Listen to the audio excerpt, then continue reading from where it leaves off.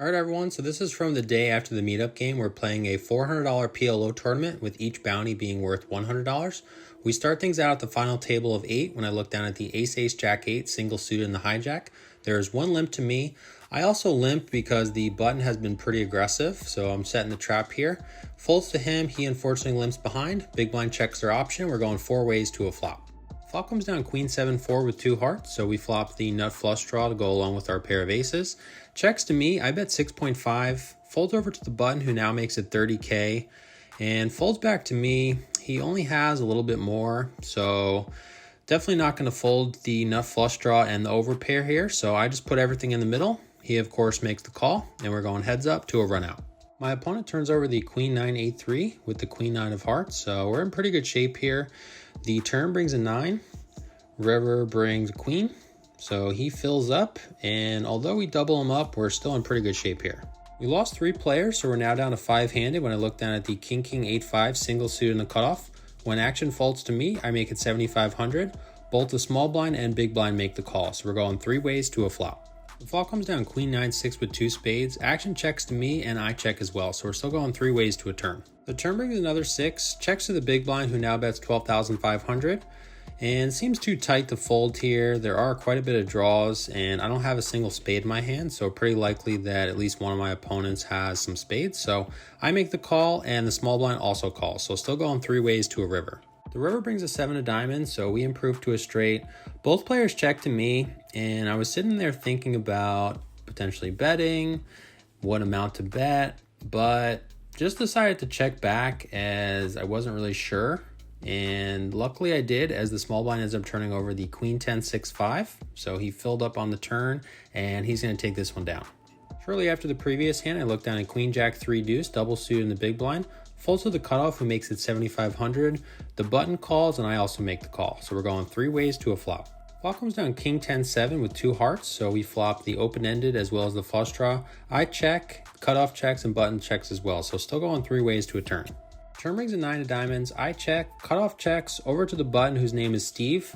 Really cool guy, originally from New Hampshire. He's been out here since 2012. He plays a lot of these mixed game tournaments. He bets 9K. I then think a bit and make it 32K. Cutoff folds and Steve makes the call, so we're going heads up to a river. The river brings a 6 of hearts, so it doesn't prove us to a flush, but obviously it's the lowest possible one. Don't believe I can get value from this hand anymore. It pretty much turns into a bluff catcher, so I check with the intention of evaluating whatever bet he makes. He ends up thinking for a while, but eventually checks back, so I turn it over and we're good. He later tells me he had a set, and he was considering a large river bluff. I believe he had me covered at that point, so definitely would have been a tough call to make for my entire stack with the lowest possible flush, but happy to take this one down. 5 minutes after the previous hand, I look down at the king 9-5 single suited in the cutoff. Folds to me, I make it 7,500, and only the big blind, who is Steve, makes the call, so we're going heads up to a flop. Flop comes out 10-4-3 all diamonds. Steve checks and I check as well, so still going heads up to a turn. The turn brings a 5 of spades. Steve checks again. This time I bet 7,000 and Steve makes the call, so we're going heads up to a river. The river brings another 3. Steve checks once again. This time I bet 16,500 and Steve doesn't waste too much time before making the call. And I'm going to play the audio here of what happened next. Flush? Oh, I thought I had a flush now. I just have a king. Kings. Wow. I thought you didn't ask flush. I know, I did. I honestly thought I had a diamond. Wow. Good hand. Thank you. I then flip over the king one. That's a great value bet if it was a king. That's what I literally thought I had. That's all right. So the lesson to be learned here is even if you're a seasoned vet like myself that's played thousands of hands of PLO, it doesn't hurt to double check your cards so you don't make a stupid mistake like I just made here. We lost a player, so now down to 4 and officially in the money when I look down at the ace-ace 9 deuce single suited on the button. The cutoff makes it 12K. I then 3-bet to 42K. Folds back to him and he makes the call, so we're going heads up to a flop. The flop comes out 8-7-4 with 2 clubs. He checks. I bet enough to put him all in, which is only 20K, and he quickly makes the call, so we're going heads up to a run out. My opponent turns over the king jack 9 double suited, so he has an overpair as well as both flush and straight draws. The turn brings 5 of diamonds. River brings a queen of clubs, so we both make a flush. Of course, we have the nut flush, and we are now down to three-handed. If you weren't able to make it out for the grand opening weekend, no worries. I'm going to be back Friday, September 13th from 2 to 10. I'm going to be playing the PLO mix game that you saw in the previous video, which is PLO double board bomb pots, Big O, along with the small blind jackpot. If you're interested in coming out, I'll put my number on the screen and also in the description. Just reach out to me and I'll get you on the list. Let's get back to the video. One of the first hands of three-handed play, I looked at an ace jack 10-6 double suited. The button folds over to Steve in the small blind, who makes it 12K. I figured I have the best hand here, so I make it 36K and he makes the call. So we're going heads up to a flop. Flop comes down 7-5 deuce rainbow. Steve checks, and here I just have to continue telling the story. So I bet 46K. He doesn't waste too much time before tossing his cards in for a fold. And earlier in the tournament, we were down to 10 players, and he was to my left. I ended up opening with ace, king, king, 10, and he 3-bet me. And at this point, I had about 170K, and he was the only other person over 100K. So when he 3-bets me, you know, he's really the only person that has a stack that can really dent mine. So I ended up making a pretty tight fold, but he asked if I wanted to see it. I said yes, so he ended up showing me ace, ace, king, queen. So he called it show for a show. So this was his, chance to get a show from me. So I ended up turning it over, and he later told me he had queen. So happy to take this one down. Shortly after the previous hand, I looked down at ace, ace, 9-6 single suited on the button. I opened to 13K, and only Steve makes the call. So we're going heads up to a flop. The flop comes down queen jack 6 with 2 hearts. He checks. I bet 17K and he makes the call. So still going heads up to a turn.